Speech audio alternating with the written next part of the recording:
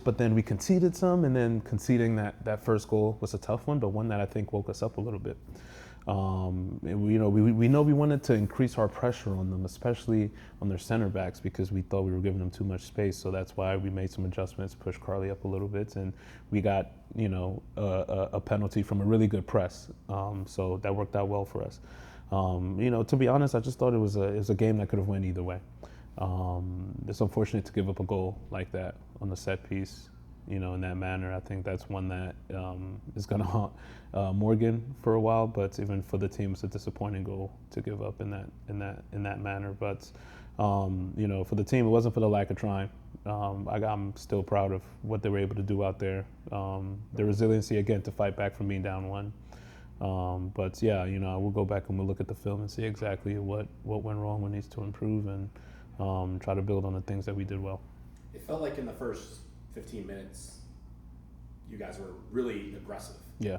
You get the goal literally like in the second minute that was called back to the offside, but that aggression was there. Yeah. What did you see, and maybe did the weather play a little bit into that? I know people don't like to use that as an excuse, but how did that factor into how you guys were able to play? Yeah, I think the weather played into because we knew we wanted to press them high. We knew that they were uncomfortable in their build phase.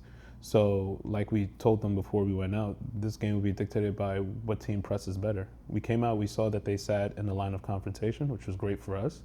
And we knew that when they tried to build, we needed to press them high. So we were able to do that, get some transitional moments, and be able to capitalize on that. And that's exactly what happened. It was unfortunate that Loza was, obstructing the keeper, which I can see that. But no, I mean, that was exactly what we drew up. Nothing with the weather. Maybe the weather makes it harder for them to keep the ball and their technical quality. But no, it was just how we were organizing the things that we expected to do, and it fell exactly how we planned it. On the goal, on their first goal, I should say, it looked like there was a turnover, and I know you've been battling those all year, but it didn't feel like a turnover that was made as a mistake, if that makes sense. Mm-hmm. Take me through what you saw there and what you think was the reason why that particular play happened. Yeah, it was just Katie wasn't positioned as well as she normally would be, her body positioning to be able to play that square pass to Cujo, Jennifer Cujo, and she didn't get enough on it, so it's trickling, and just unfortunate error, and you can say an error, but that's something which we plan. Also, Cujo was supposed to be at an angle instead of being flat. For those square balls, they're easy to pick off, and they just capitalized on what was an unfortunate moment by us. Nothing really created, so I'm not too upset with our team about that. It's just a slight technical error that could easily be fixed.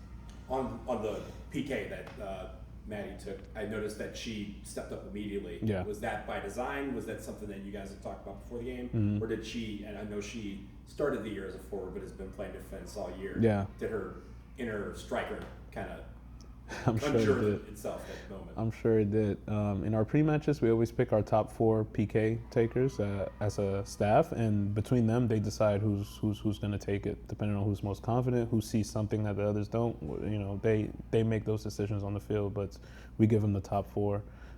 So Maddie felt it today, and it was a good PK.